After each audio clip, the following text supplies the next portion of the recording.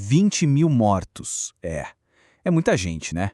E se eu disser que esse foi o saldo de uma das guerras civis mais brutais da história do Brasil? E o mais impressionante, é bem provável que ninguém tenha falado sobre ela na escola. Pois é, hoje a gente vai puxar esse tapete da história e desvendar a Guerra do Contestado. Um conflito que foi tão violento e complexo quanto a famosa Guerra de Canudos, mas que, por algum motivo, ficou completamente escondido por décadas.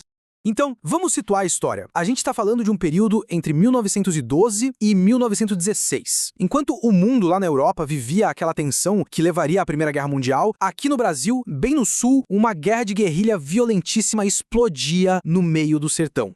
E olha, não foi uma revolta qualquer não. Foi literalmente o choque de dois mundos. Pensa só. De um lado, os sertanejos, os caboclos, lutando pela terra deles, pela fé que tinham. E do outro, o governo da República, junto com empresas estrangeiras, querendo impor o tal do progresso na marra.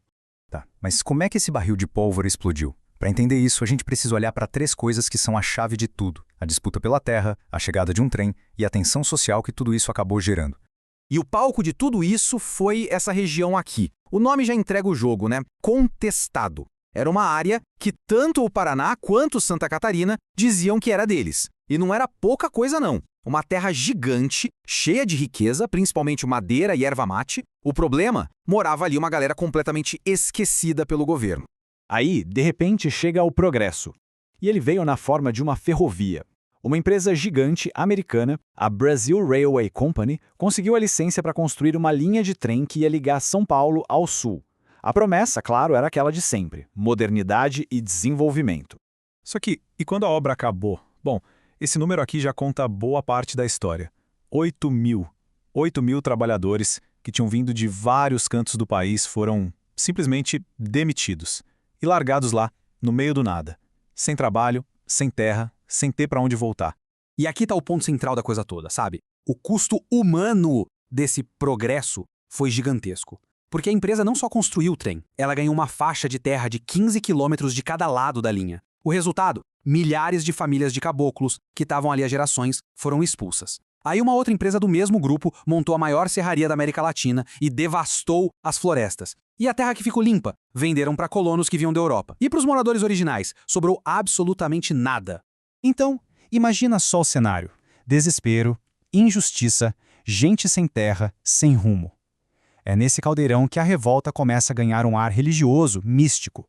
Sem ter mais a quem recorrer, o povo sertanejo se apegou à fé e à figura de um líder, um tal de monge. Mas calma aí. Quando a gente fala monge aqui, é bom deixar claro que não tem nada a ver com aquele monge da Igreja Católica, de um mosteiro, sabe? Era um título que o próprio povo dava para líderes religiosos, curandeiros, uns caras carismáticos que andavam pelo sertão dando conselho, bênção e, o mais importante, esperança. E essa figura do monge não era nova por lá não, já era uma tradição antiga na região. Décadas antes já tinha aparecido um, o João Maria, depois surgiu outro, até que em 1911 aparece um cara chamado José Maria. E ele chega dizendo que é o sucessor dos outros monges e começa a juntar toda essa gente desesperada. E o José Maria não era só de papo, ele partia para ação. Ele organizou os caboclos para criar os chamados quadros santos. Eram tipo umas comunidades independentes, umas cidades santas. Lá dentro, a terra era de todo mundo, e a única lei que valia era a lei de Deus. A república, para eles, era a lei do diabo. Por isso, eles defendiam a volta da monarquia, porque achavam que era uma época mais justa. Bom, criar um país dentro do país, com lei própria, é óbvio que o governo não ia deixar barato, né? A resposta do Estado foi imediata. E foi brutal. Vamos ver a escala disso agora. 6 mil. Esse é o número de soldados que o exército mandou para lá na campanha principal, comandada pelo general Setembrino de Carvalho. A ordem era clara: esmagar aquela rebelião de qualquer jeito. Agora, olha só a diferença nos números de baixas. É chocante. Do lado dos rebeldes, as estimativas mais baixas falam em mais de 5 mil mortos, feridos ou desaparecidos. Já do lado do governo foram entre 800 e 1.000. Quer dizer, isso aqui não foi uma guerra entre iguais, foi um massacre. E tem um detalhe sobre essa guerra que é impressionante. Para a cúpula do exército da época, o contestado não era só um problema para resolver. Era uma oportunidade, quase um laboratório a céu aberto. perfeito para testar armamento novo, táticas novas e, claro, para mostrar que o exército brasileiro era moderno.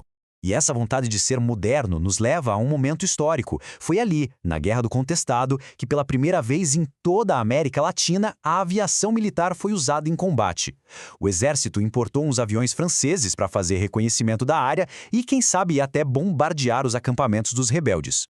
Só que na prática, a coisa foi meio desastrosa. A tecnologia ainda estava muito no começo. Essa charge da época até tira um sarro, falando da urucubaca dos aeroplanos. É que 2 dos aviões pegaram fogo no caminho atingidos por faíscas do próprio trem que estava levando eles. No final, os aviões não fizeram muita diferença na guerra, mas só a tentativa já mostrava qual era a mentalidade do exército.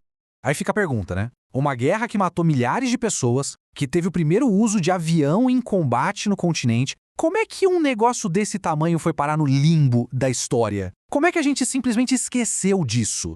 Parte da resposta está aqui, nas palavras usadas. Era assim que os jornais e o governo chamavam os rebeldes. Não eram camponeses, não eram famílias. Eram foragidos, bandidos, fanáticos. Criar essa imagem de criminoso foi o primeiro passo para desumanizar todo mundo e, claro, para justificar a violência absurda que veio depois. Mas por trás desses rótulos, a realidade era essa. Eram famílias. Eram homens, mulheres, crianças. O único crime deles era querer continuar vivendo na terra onde sempre viveram. Essa foto aqui, de sertanejos se rendendo, ela mostra o rosto humano desse conflito. O rosto que a história oficial tentou apagar a todo custo. E, para fechar, em 1916, a guerra acaba, oficialmente. Mas não porque resolveram o problema dos sertanejos, não. É que o Paraná e Santa Catarina finalmente entraram num acordo sobre as fronteiras. Ou seja, a raiz de todo o conflito, a terra dos caboclos, foi completamente ignorada. A prioridade era o acerto político entre os poderosos. A história do contestado faz a gente pensar, né? Ela mostra um padrão que se repete muito na história do Brasil. A ideia de progresso que passa por cima de tudo e de todos, aniquilando jeitos de viver e apagando as memórias que não convêm. E aí a pergunta que não quer calar é: quantas outras histórias assim continuam escondidas por aí? E eu jogo essa pergunta para todo mundo. Que outra história esquecida do Brasil a gente deveria trazer à tona aqui? Deixem aí nos comentários, vamos adorar ler as sugestões. E claro, se curtiu essa análise mais a fundo, não esquece de se inscrever no canal para não perder as próximas. Beleza? A gente se vê!